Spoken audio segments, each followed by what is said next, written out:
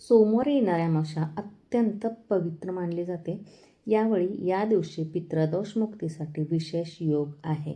16 February 2026 रोजी सोमवती अमावस्येचा अत्यंत शुभ संयोग जुळून आलेला आहे. मात्र जोडूनच दुसऱ्या दिवशी 17 फेब्रुवारीला सूर्यग्रहण आणि त्याच दिवशी सकाळी 9:06 पंचक देखील सुरू होत आहे. जेव्हा अमावस्येसोबत ग्रहण आणि पंचकाचा काळ असतो ना, तेव्हा काही गोष्टींची विशेष काळजी घ्यावी लागते. या दिवशी केलेल्या छोट्या चुकासुद्धा आपल्याला मानसिक आणि आर्थिक त्रासाला कारणीभूत ठरत असतात. म्हणून आज आपल्याला सोमवती अमावस्या ही पितृदोषातून मुक्ती मिळवण्यासाठी आणि शुभफळ प्राप्त करण्यासाठी काय काय करायचे, का सर्वोत्तम मानले जाते, ते आपण बघणार आहोत आजच्या व्हिडिओमध्ये. अमावस्येची तिथी आहे 16 फेब्रुवारी सोमवार रोजी संध्याकाळी 5:35 सुरू होणार आहे ही तिथी.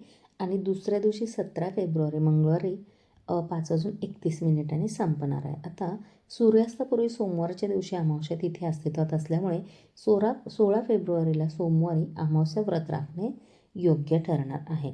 मंगळवारसुद्धा अमावस्या तिथी आहे, त्यामुळे आपल्याला शास्त्रानुसार सूर्यास्तापूर्वी एक जरी क्षण आला ना, सोमवारचा समावेश असेल ना, तर ती सोमवारची सोमवती अमावस्याच मानली जाते. सोमवती अमावस्येला काय करायचे असते, तर भगवान शिवांची आणि माता पार्वतीची पूजा करून उपवास करायचा असतो. त्यामुळे आपल्याला शुभ फळ मिळतं. या दिवशी पवित्र नद्यांमध्ये स्नान करायचं असतं आणि दान करणेसुद्धा शुभ मानले जाते.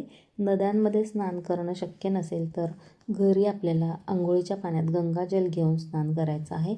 अमावस्येच्या दिवशी पूर्वजांसाठी आपल्याला पिंडदान आणि तर्पण करायचं आहे. त्यामुळे आपल्याला पितृदोषातून मुक्तता मिळणार आहे. भगवान शिव आणि माता पार्वतीची पूजा करताना शिवलिंगावर दूध, दही, मध, तूप आणि गंगाजल याचा अभिषेक करावा. ओम नमः शिवाय किंवा गायत्री मंत्राचा जप करावा. हे खूप शुभ आहे, अतिशय फलदायी आहे.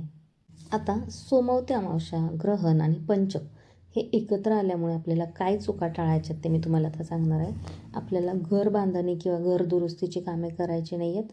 नवीन कामाची सुरुवात किंवा आर्थिक व्यवहार कुणासोबतही करायचा नाही आहे, कारण हे मोठे करार किंवा आर्थिक व्यवहार करणे पूर्णपणे टाळायचं आहे. कारण पंचकात सुरू केलेली कामे अनेकदा 5 वेळा करावी लागतात, म्हणजे सक्सेसफुल होत नाहीत, म्हणून ती 5 वेळा करतच बसावं लागतं. म्हणून आपल्याला ही महत्त्वाची कामे, आर्थिक व्यवहार वगैरे करायचा नाही आहे. घर बांधणी किंवा घर दुरुस्तीची सुद्धा कामे करायची नाही आहेत.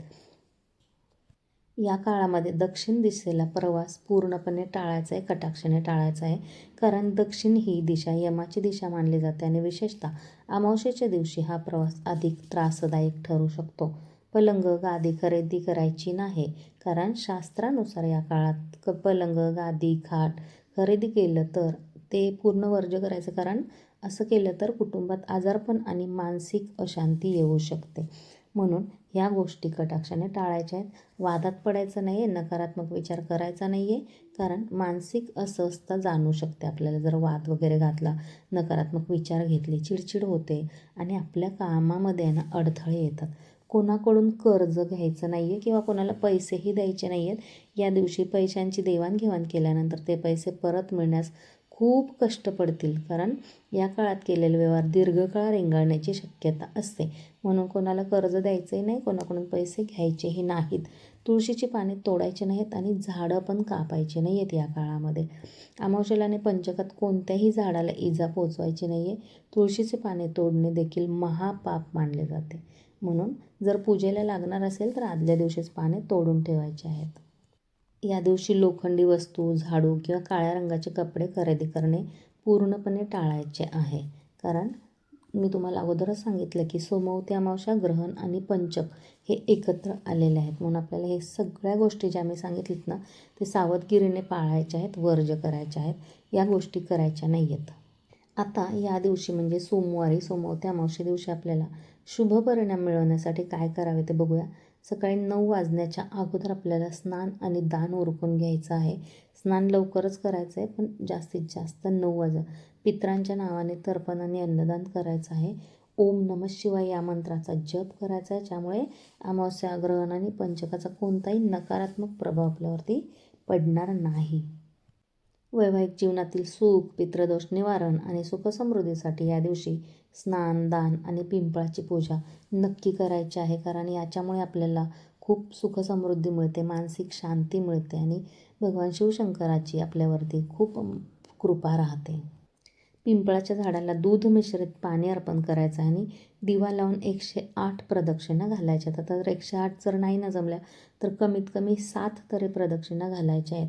या दिवशी दिव्यांग व्यक्तींना किंवा गरजूंना काळी उडीद डाळ, काळ्या रंगाची चादर किंवा उबदार कपडे दान करायचे आहेत. पितरांच्या शांतीसाठी मी तुम्हाला अगोदरच सांगितलं की तर्पण किंवा पिंडदान करायचं आहे.